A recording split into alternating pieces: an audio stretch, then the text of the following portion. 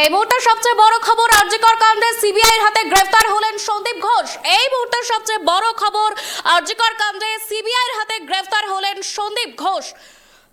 আরজিকরের চিকিৎসক ও তরুণী খুন কাণ্ডে সিবিআইয়ের হাতে গ্রেফতার হলেন সন্দীপ ঘোষ। যেই ছবি আপনাদের দেখাচ্ছে ট্রাইব টিভি বাংলার পর্দায় একদম এক্সক্লুসিভলি, সিবিআইয়ের হাতে গ্রেফতার সন্দীপ ঘোষ। 18 দিনে 16 বার হাজিরা দেওয়ার পরে গ্রেফতার হয়েছেন সন্দীপ ঘোষ। সিবিআইয়ের হাতে গ্রেফতার হলেন সন্দীপ ঘোষ। যেই ছবি আপনাদের দেখাচ্ছে ট্রাইব টিভি বাংলার পর্দার একদম এক্সক্লুসিভলি, সিবিআইয়ের হাতে গ্রেফতার হলেন সন্দীপ ঘোষ। এমনই তথ্য উঠে এসেছে আমাদের সামনে। এই মুহূর্তের সবচেয়ে বড় খবর, আরজিকর কাণ্ডে গ্রেফতার, সিবিআইয়ের হাতে গ্রেফতার সন্দীপ ঘোষ।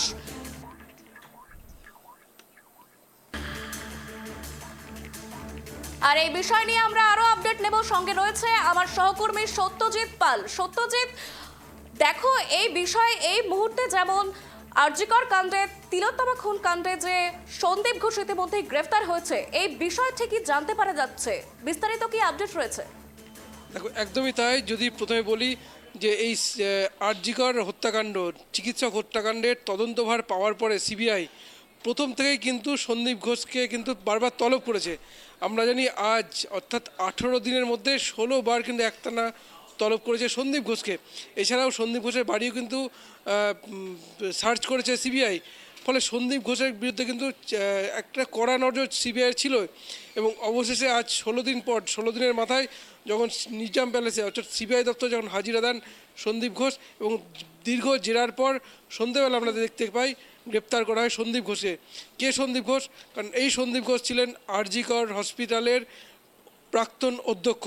অর্থাৎ তিলোত্তমা হত্যাকাণ্ডে যে বিষয়গুলো সামনে এসছে, এক কথায় বিভিন্ন ইস্যু কিন্তু সামনে এসছে, যে তার যে পরিবারকে জানানো হয়েছে তাদের মেয়ে আত্মহত্যা করেছে, কখনো জানানো হয়েছে তাদের মেয়ে অসুস্থ। তো এই যে বারবার যে বিভ্রান্ত ছড়ানো, পাশাপাশি যে বিভিন্ন যে তথ্য লোপাটের একটা প্রসঙ্গ বারবার সামনে আসছিল, যার ফলে কিন্তু সন্দীপ ঘোষের বিরুদ্ধে বারবার কিন্তু প্রশ্ন উঠে আসছিল।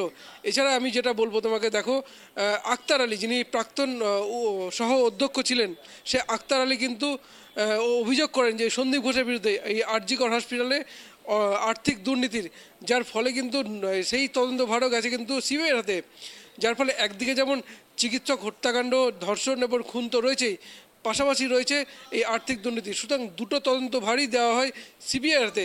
এইখানে তোমাকে বলবো যে দেখো, আর্থিক দুর্নীতির তদন্ত কিন্তু করে ইডি, কিন্তু যেহেতু হত্যাকাণ্ডের সঙ্গে এই আর্থিক দুর্নীতির কোনো যোগ আছে কিনা, যার জন্য কিন্তু সিবিআইয়ের হাতে তদন্তভার দেয়।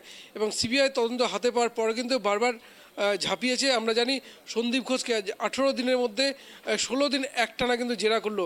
তুমি জানো গত শনিবার এবং রবিবার সন্দীপ ঘোষকে কিন্তু তলব করা হয়নি, কিন্তু আজ সোমবার তলব করা হয়।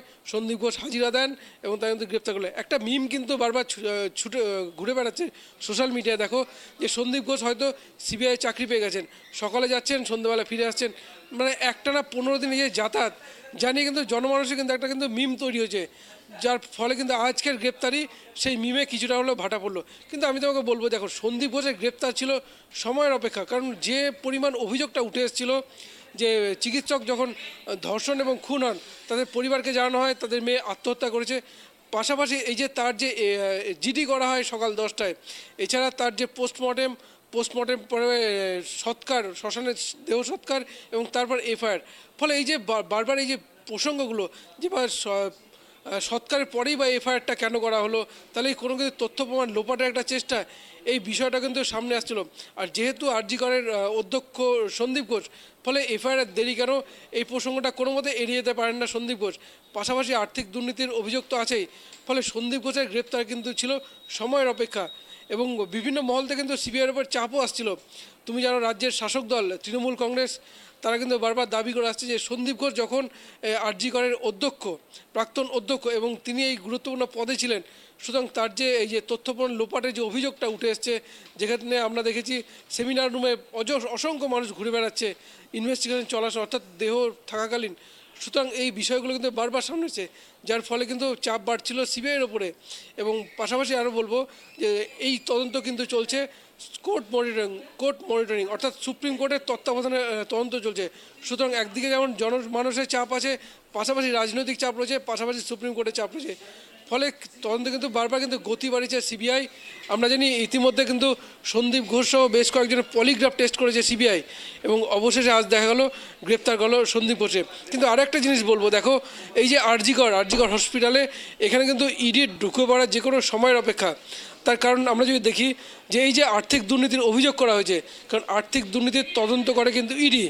এবার কলকাতা হাইকোর্ট যখন তদন্ত দেয় সিবিআইয়ের হাতে, তারা তদন্ত শুরু করেছে। কিন্তু আর্থিক তছরূপের বিষয়গুলো যখন সামনে আসবে, সিবিআইয়ের হাতে যদি তথ্য প্রমাণ চলে আসে, তাহলে কিন্তু ইডি কিন্তু এই তদন্ত নেমে পড়বে। তার কারণ তুমি জানো ভারতীয় সংবিধান যেটা রয়েছে, প্রিভেনশন অফ মানি লন্ডারিং, যেটাকে স্পষ্ট করে বলা হয়েছে যে আর্থিক দুর্নীতির ক্ষেত্রে ইডিকে কিন্তু কোনো সার্চ ওয়ারেন্ট জারি করতে হয় না, অর্থাৎ কোনো কিন্তু কারো অর্ডার লাগে না, অর্থাৎ নিজেরাই কিন্তু অর্ডার জারি করতে পারে। ফলে ইডি ঢুকে পড়া কিন্তু সময়ের অপেক্ষা। কিন্তু ইডি ঢুকে পড়ার আগেই কিন্তু অবশেষে সিবিআই কিন্তু গ্রেপ্তার করলো সন্দীপ ঘোষকে। এখন দেখা যাক এই তদন্তে মূল মাথা যাদের বিরুদ্ধে জড়িত থাকার একটা সন্দেহ প্রকাশ করা হচ্ছে, তাদের কবে গ্রেপ্তার করে সিবিআই। দৃষ্টি। অনেক ধন্যবাদ সত্যজিৎ সঙ্গে থাকার জন্য।